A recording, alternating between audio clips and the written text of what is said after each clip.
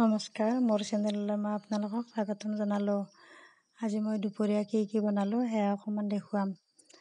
এয়া মই প্ৰথমতে আজি এয়া কলফুল ভাজিম। কলফুলখিনি মই ভালদৰে কুটি লৈছোঁ আৰু এয়া পিঁয়াজ দি মই ভালকৈ ৰঙচুৱাকৈ ভাজি কলফুলখিনি দি দিলোঁ। এয়া কলফুল খুব ভিটামিন আৰু আইৰণযুক্ত খাদ্য, কিন্তু যিবিলাকৰ হাই প্ৰেছাৰ সেইবিলাকৰ কাৰণে কিন্তু খোৱাটো ইমান সুবিধাজনক নহয়। কিন্তু যিবিলাকৰ প্ৰেছাৰ ল' আৰু কেলছিয়ামৰ অভাৱ সেইবিলাকে খাব পাৰে। আৰু এয়া মই আজি কলফুল ভাজি বনাম শুকানকৈ। ইয়াত বেলেগ মছলা দিয়া নাই, এয়া পিঁয়াজ দিছোঁ অকল, আৰু এয়া দিছোঁ মই নিমখ আৰু হালধি দিম। আৰু এইখিনি মই ভালদৰে শুকানকৈ ভাজিম। আৰু কেতিয়াবা খাৰ দিও খাব পাৰি, দালি দি তেনেদৰে খাৰ দি বনাই খাব পাৰি, কিন্তু মই আজি খাৰ নিদিওঁ, ভাজিয়ে খাম, শুকানকৈ ভাজিম। আৰু ইয়াত বেলেগ মছলা একো নিদিওঁ, অকল পিঁয়াজে দি দিছোঁ। আৰু এইখিনি এতিয়া মই জুইখিনি কমকৈ দি ঢাকন মাৰি থৈ দিম।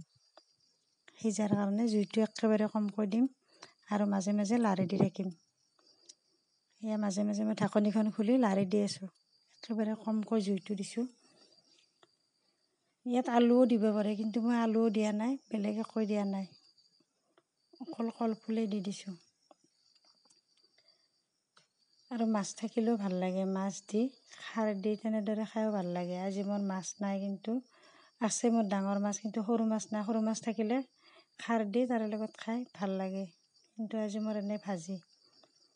আৰু এনেদৰে মই জুইটো কমকৈ দি লাৰি আছোঁ। আৰু ইয়াৰ পিছত ভাজিম মই জাহাজী কল, ঘৰৰে আছিল জাহাজী কল। আৰু এই কল ভাজিবৰ কাৰণে ইয়াৰ দিছোঁ মই পিঁয়াজ, এইখিনি মই ভালদৰে ৰঙচুৱাকৈ ভাজি ল'ম।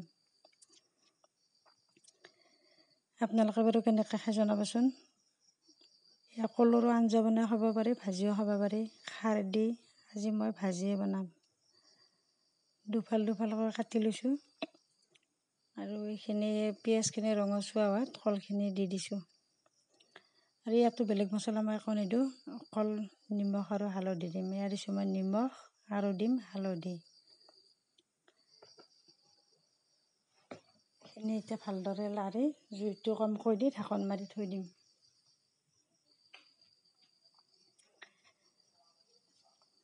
আৰু কেতিয়াবা এনেদৰে চিম্পুলকৈও খাই খুব ভাল লাগে, তৰকাৰী নোহোৱাকৈ ভাজিৰে। এই জুইখিনি কমকৈ দি ঢাকন মাৰি থৈ দিছোঁ, আৰু মই মাজে মাজে ঢাকনখন খুলি লাৰি দি আছোঁ। যিকোনো প্ৰকাৰে খাব পাৰি, তৰকাৰী বনাইও খাব পাৰি, ভাজিও খাৰ দিয়ে, যোনে যেনেকৈ খায়।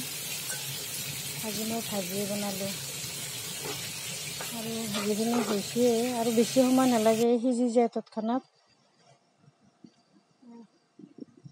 সিজিছে প্ৰায়, জুইখিনি একেবাৰে কমত দিছোঁ, নহ'লে তলাত লাগি যায়। আৰু সিজিছে প্ৰায় ভাজিখিনি। আৰু ইফালে মই মাছ ভাজি আছোঁ, মাছ আছে আজি দুপৰীয়াৰ সাজত। সেয়া মই মাছখিনি ভালদৰে ভাজি আছোঁ। ভিডিঅ'টো কেনে পাই জনাবচোন। যদি এই ভিডিঅ'টো চাই ভাল লাগে, লাইক কমেণ্ট কৰিব। আৰু যিসকলে মোৰ চেনেলটো নতুনকৈ চাইছে, তেখেতসকলে যেন মোৰ চেনেলটো ছাবস্ক্ৰাইব কৰি দিয়ে। আৰু ইফালে মোৰ কল ভাজিখিনি হৈয়ে গৈছে। সেইখিনি ভিডিঅ'বিলাক চাই হয়তো ভাবিব পাৰে এইবিলাক ধৰি কি, কিন্তু দিয়াৰ পাছত ভাল লাগে কিবা এটা। আৰু ইফালে মই আজি বনাম আম টেঙা, মাছেৰে আম টেঙা বনাম। ইয়াত কাঁচা আম এইটো, আৰু ইয়াত দিম মই এয়া বেহাৰ, পিঁয়াজ, আৰু এইফালে পাঁচফোৰণ আৰু জলকীয়া। এই দি মই আম টেঙাৰ আঞ্জা বনাম আজি মাছেদি। আৰু এয়া মই আমটো ভালদৰে কাটি লৈছোঁ সৰু সৰুকৈ। আৰু এইফালে মোৰ এই মাছ, ভাজা মাছ বহা তেলখিনি আছেয়ে, এইখিনি তেলতে মই দি দিছোঁ পিঁয়াজখিনি। এই পিঁয়াজখিনি ভালদৰে ৰঙচুৱাকৈ ভাজি ল'ম।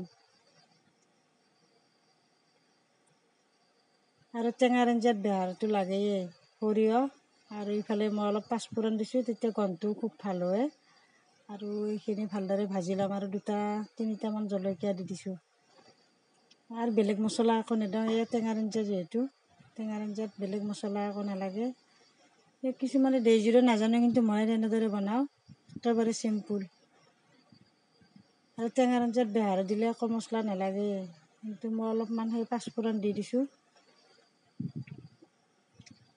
আৰু এই বেহাৰখিনি একেবাৰে ফটফটে মানে ছিটকি যায়, সেইকাৰণে মই ঢাকনিখন মাৰি দিছোঁ।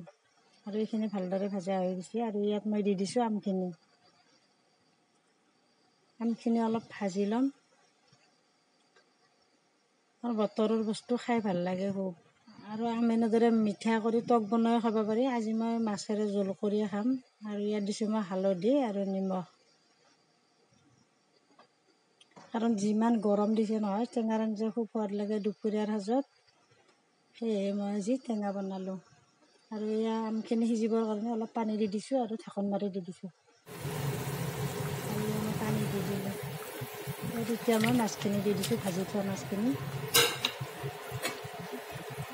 ইমান গৰমত দালি খোৱাতকৈ টেঙাৰ আঞ্জা খুব ভাল লাগে, তাতে আৰু মাছেদি। আৰু আম টেঙা এনেদৰে জোল বনাই খাব পাৰি মাছৰ লগত আমৰ, ভাল লাগে। আৰু টক বনাইও খাব পাৰি মিঠৈ দি, চেনি দি। আৰু ইয়াত মই 1 চামুচ আটাৰ গুড়া ইয়াত দি দিম, কাৰণ আঞ্জাখন অলপ গোটা হোৱাৰ কাৰণে। আগতে আমাৰ মাহঁতে এনেদৰে দিছিলে, বটান দিয়া বুলি কয়। ইয়াত চাউলৰ গুড়াও দিব পাৰি, কিন্তু মোৰ আজি চাউলৰ গুড়া নাই যিহেতু, সেইকাৰণে মই আটাৰ গুড়া এনেদৰে 1 চামুচ অকণমান ঠাণ্ডা পানীত গুলি পেলাই মই আঞ্জাত দি দিম। তেতিয়া আঞ্জাখন অলপ গোটাৰ নিচিনা হয়। কিছুমানে আলুও দিয়ে, কিন্তু মই আলু দিয়া নাই। টেঙাৰ আঞ্জাত আলু দিলে ইমান ভাল নালাগে, টেঙাটো টেঙাই হ'ব লাগে। সেয়ে এইখিনি অলপমান এনে বটান দিয়াৰ নিচিনাকৈ দি দিম। আৰু আঞ্জাখন বৰ কি ধুনীয়াকৈ উতল আহিছে, ভক-ভকে। কিন্তু যিমান যি হ'লেও চৌকাত বনালে বেছি সোৱাদ হয়। কিন্তু এতিয়া আৰু চৌকা নোহোৱাই হৈছে চব গেছতে সকলোৰে। আমখিনি মোৰ একেবাৰে সিজি গৈছে।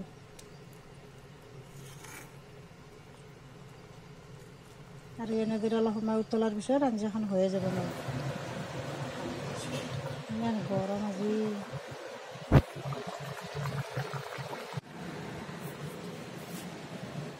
ঘামি জামি একদম অৱস্থা নোহোৱা হৈছে, ইমান গৰম।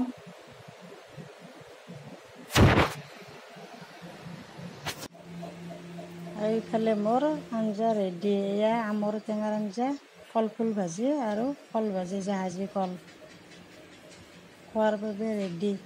কি ধুনীয়া হৈছে কালাৰটো চাওকচোন। এইফালে আম টেঙা দি মাছৰ আঞ্জা